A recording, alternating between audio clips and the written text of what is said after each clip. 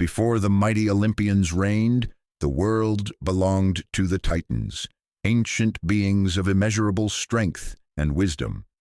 Among them stood Cronus, the most ambitious, the most feared.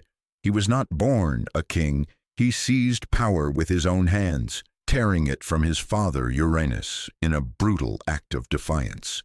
The sky itself trembled as Cronus rose, ruling over all creation with an iron will. But power, once taken, is never secure. A whisper of fate haunted him, a prophecy that one of his own children would rise and cast him down, just as he had done before. Fear sank its claws into his heart. He would not suffer the same fate. So one by one, as Rhea bore their children, Hestia, Demeter, Hera, Hades, and Poseidon, Cronus swallowed them whole. He locked them away in the darkness of his own being, silencing their cries, believing he had outwitted destiny itself.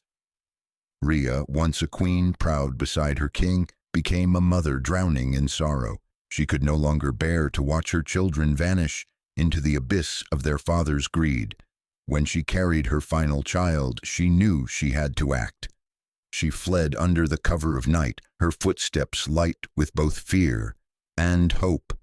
She found sanctuary in the hidden depths of Mount Ida, where the stars themselves seemed to hold their breath.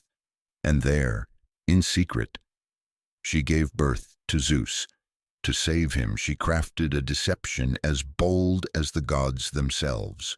She swaddled a stone in cloth, pressing it into Cronus's hands with trembling resolve. And Cronus, blind with paranoia, swallowed it whole, never suspecting that the son who would end him still lived, breathing, growing stronger with each passing day. Zeus was raised in shadows, but he was not alone. The sacred goat Amalthea nourished him, her milk filling him with strength. The warrior spirits, the Curetes, danced and clashed their weapons, hiding his cries, ensuring Cronus would never hear him. And in the quiet of the mountains, Zeus grew, not just in body, but in purpose. When the time came, guided by the wise Titanus Metis, he descended into his father's halls, not as a helpless son, but as a god ready to reclaim what had been stolen.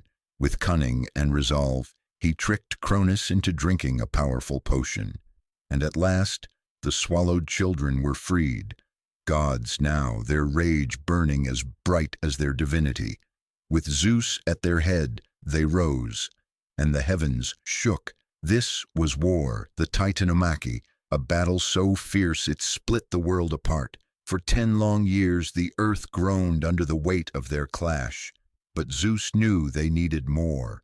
Into the abyss of Tartarus he went, where he freed the monstrous Hecatoncheires, beings with 100 arms, and the Cyclopes, master craftsmen of legend.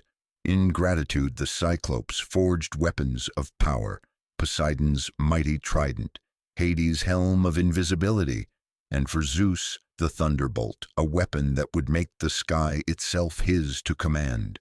Armed with their gifts, the gods struck with fury. The sky burned, mountains crumbled, the sea roared in defiance. The Titans, for all their strength, could not stand against the force of destiny. One by one they fell, and Cronus, once the unshakable king, was cast down, locked away in the endless darkness of Tartarus, the gates sealed for all eternity. Victory belonged to the Olympians. The world was theirs to shape. Zeus, now the ruler of all, stood atop Mount Olympus, his brothers beside him. They divided the realms. Poseidon claimed the sea. Hades took the underworld. And Zeus, crowned in storm and lightning, ascended to the heavens as king of gods. The age of Titans had ended. The reign of Olympus had begun, and the echoes of that great war would linger forever, carved into the bones of the earth itself. What would you have done in Cronus's place? Could he have avoided his fate? Did Zeus truly deserve the throne, or was he simply the last to rise? Tell me your thoughts in the comments. Let's discuss. And if you love stories of gods, heroes, and the battles that shaped the world, Don't forget to subscribe.